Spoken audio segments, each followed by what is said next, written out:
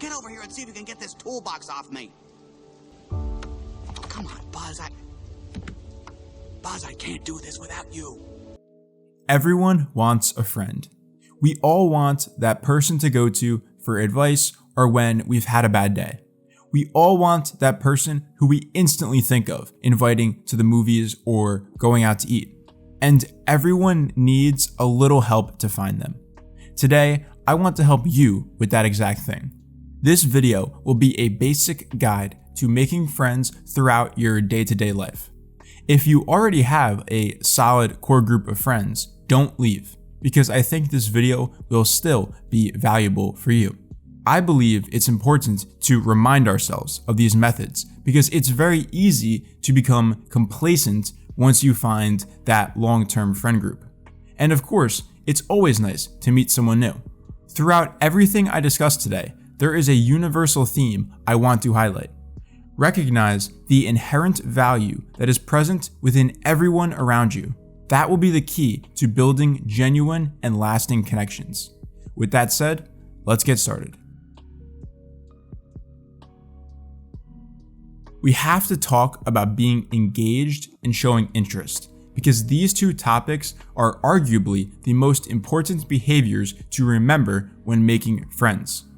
I'll start by asking you, what does being engaged look like to you? Think about it for a second.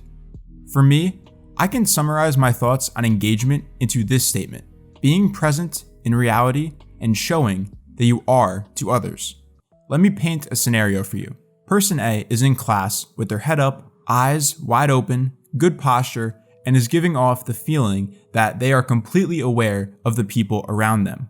Person B has their head down, you can't see their eyes, and they look deep in thought. I'm sure you can conclude which person is showing engagement over the other. Trust me, your chances of making friends will change drastically if you exhibit engagement to your peers. While there is no certainty, someone will be much more likely to approach you if they see you are alert and in the moment.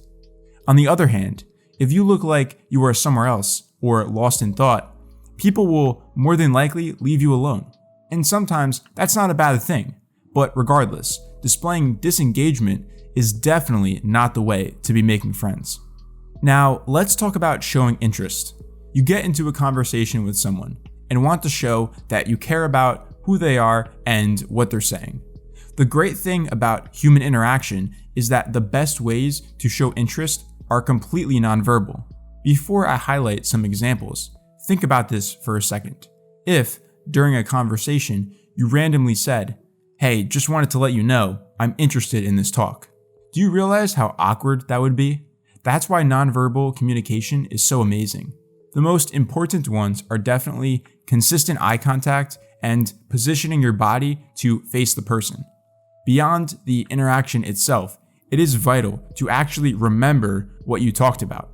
If you have to write some notes down, go for it. The next time you see that person, ask deeper questions about these facts. It will show the person that you actually care about what they said before and want to learn more.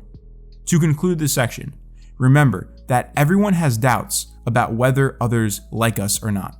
Make sure you erase that doubt for the people you are talking to, and you will set yourself up to make new friends. Long term in life, you only need a few close friends. It is almost impossible to maintain a large friend group once everyone becomes an adult, and that's okay. Beyond that, once you do find those close friends, this does not mean that you can't find any new ones. On top of that, not every person has to be a close friend. It is a good thing to have a balanced assortment of friends. For example, let's say you have someone in class who you talk to regularly. You can help each other with the class, and you might have a couple things in common that you can talk about. Obviously, you two aren't best friends, but your life is better because of the interactions you get to have with them. Or we can consider a lunch friend. This could be someone who you sit with every day at lunch. You have a fair amount of similar interests and feel comfortable around each other.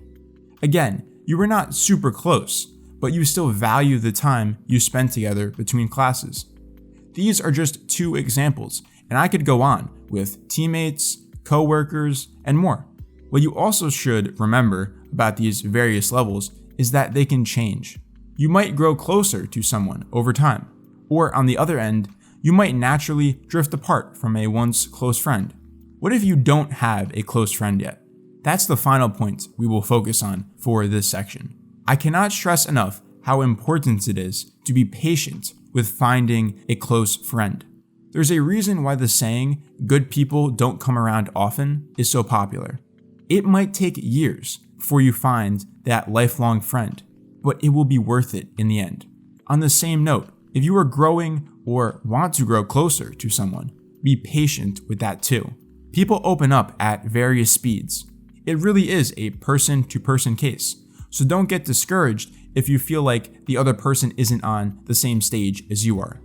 My best advice for helping them along would be to express as much honesty and trust as possible. These are the two keys to forming a tight friendship, and both parties need to have that mutual vulnerability in order for the connection to be healthy. So at this point, we've talked a lot about making friends and covered many different details. Now though, I want to return back to the original statement I made about recognizing the inherent value in everyone. Sometimes, in our search for friends, I think we get a little one-sided. We think about finding a friend so we can feel better about life. Or, if we are struggling to find friends, we make the excuse, "no one wants to be my friend." What both of these points have in common is that we are not really considering the other person in the equation. Simply put, be a friend first. Forget everything I said throughout this whole video and just think of the other person. Selflessness is the silent gift that anyone can possess, but few do. You have to remember that some people have no one. They don't have a friend to go to in a time of struggle. They don't have anyone to eat meals with. You could be that person for them before even considering your own needs. And like I said in the beginning, everyone has value. I guarantee you that the person you help out has some interests and a few stories to share. And I'm almost positive that they'll have something for you in the future, but you won't know unless you try. So if you feel like your past methods for making friends aren't working, forget everything you know and just be a friend for someone else. It might not even turn into a friendship, but regardless of the outcome, you'll truly be making a positive impact on someone's life, and that is something really special. To close out, I want to provide some more comments about friendships. Friends come and go. Some great friendships don't last forever, and that's okay. I've been friends with some amazing people throughout my life, and although I am no longer close to these people, I am still grateful to have met and learned from them. Remember too, know when to walk away from a friendship. People change, sometimes for the worse, and in the process, you might lose the person who you used to be friends with. They might never come back, so for your own sake, move on. And of course, learn from every experience. Learn from your school friends, your family friends, and your close friends. Everyone has something valuable within them. With that said, our discussion of making friends has come to a close.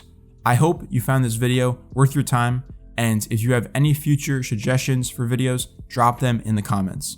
Or you can just share what's going on in your life, whatever you choose. As always, this has been Dark Horse, and I will see you in the next video.